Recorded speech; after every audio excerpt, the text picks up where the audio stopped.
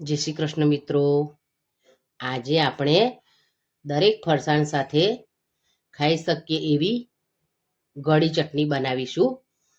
જે કોઈ આંબલી ના ખાઈ શકતા હોય એ પણ આ ચટણી ખાઈ શકશે। એની માટે આપણે એક વાડકી આમચૂર પાવડર લઈશું, એક ચમચી સંચળ પાવડર લઈશું, સ્વાદ મુજબ મીઠું લઈશું, જીરું પાવડર લઈશું, ચાટ મસાલો લઈશું। લાવવા માટે આપણે એક ચમચી કાશ્મીરી મરચું ઉમેરીશું, એક ચમચી ધાણા જીરું ઉમેરીશું, એક ચમચી સૂટ પાવડર ઉમેરીશું। આ બધી વસ્તુને આપણે બરાબર મિક્સ કરી લઈશું। તમે બધી વસ્તુ પોતાના ટેસ્ટ મુજબ વધારે ઓછી લઈ શકો છો।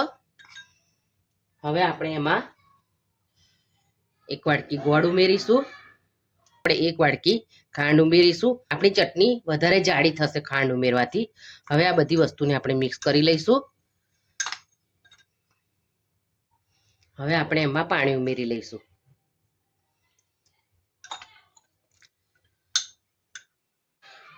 આ મિશ્રણને આપણે બરાબર સારી રીતે હલાવી લેવાનું છે। આ રીતે મિક્સ કરી લેવાનું છે બરાબર। હવે આપણે મિશ્રણને એક પેનમાં લઈ લઈશું આ રીતે। હવે આપણે એને ઉકળવા મૂકીશું। આપણે ચટણીને આ રીતે ધીમા તાપે ઉકળવા દેવાની છે, જ્યાં સુધી સરસ એ ઘાટી ના થઈ જાય। જો આ રીતે હજી આપણે થોડી વાર એને ઉકાળીશું। તો તમે જોઈ શકો છો આપણી ચટણી સરસ ઉકળી અને જાડી થઈ ગઈ છે। હવે આપણે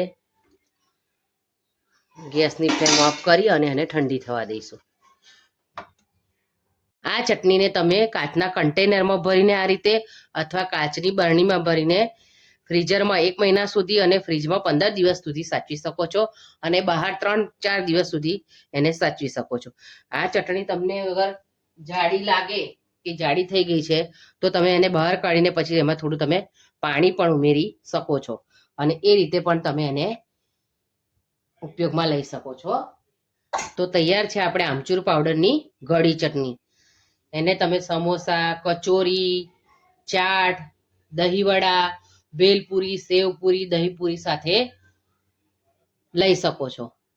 અને મારી બનાવેલી ચટણી રેસીપી તમને ગમે તો તમે કોમેન્ટમાં મને લખીને જરૂર જણાવજો કે તમને ચટણી કેવી લાગી મારી બનાવેલી।